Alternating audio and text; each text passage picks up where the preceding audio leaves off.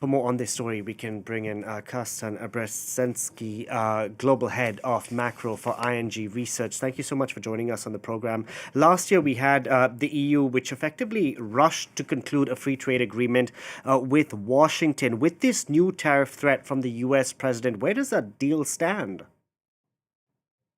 Well, this deal clearly stands or hangs in the balances because it is up to European Parliament, and the vote was actually scheduled for this week Hmm. to sign off the European commitments in this deal between the EU and the US, and therefore this is clearly hanging in the balances.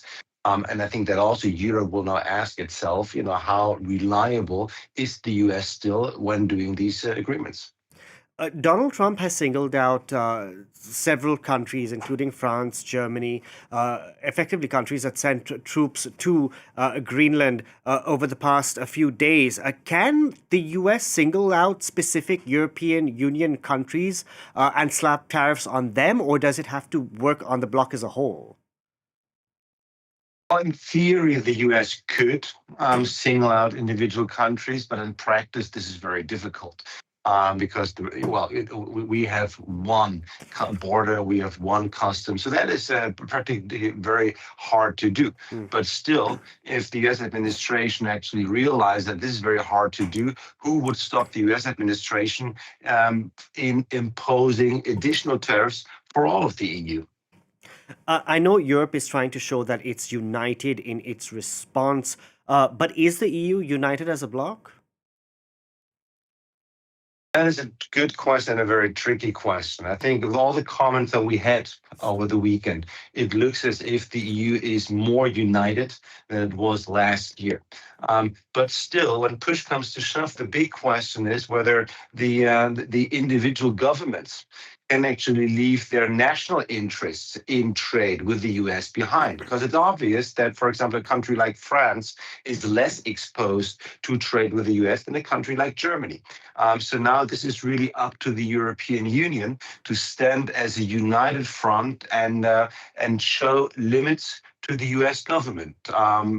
Also, to be very clear, I think Europe would really have to go all in terms of reaction, of trade reaction Hmm. to inflict economic harm on the US. Because when you look at trade itself, the EU is more dependent on trade with the US than the other way around. I wanted to ask you about that because what are some of the tools that the EU could use to respond? France, for instance, wants this anti coercion mechanism instrument triggered. This has never been used, so how would it work exactly?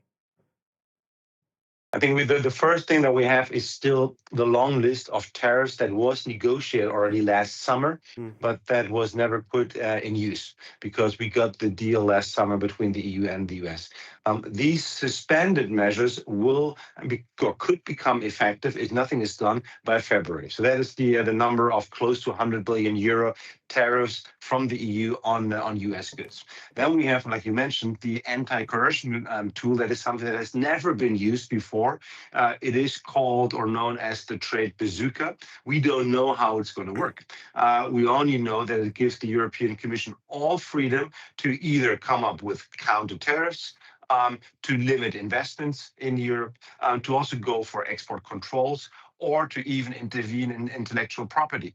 I think, if you summarize all these things, if Europe was really to try to inflict economic harm on the US, Europe would have to go for tariffs on digital services, because when you look at the trade balance on goods, it is clearly in the favor of the US, meaning that the EU exports more to the US than the other way around. Guys, But when you look at I services, want to jump in very then briefly it because is. the US could also hit back as well. As you said, Europe is a lot more dependent on the US, not in terms of just big tech, but also financial services, things like visa transactions, etc. Could Donald Trump play dirty if he wanted to? Of course, you could. And I think Hmm. this is the biggest risk of the current situation. And this also means that the current situation is much riskier than where we were last summer.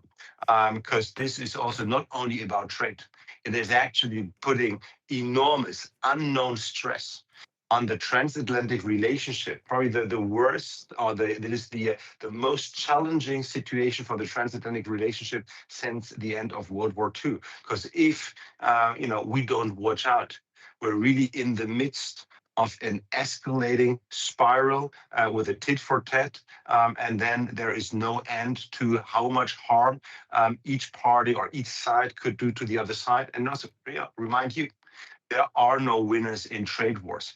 Trade wars only know losers. We're in real uncharted territory here. Carsten Brzeski, we're going to have to leave it there. Thank you so much for joining us on the program today.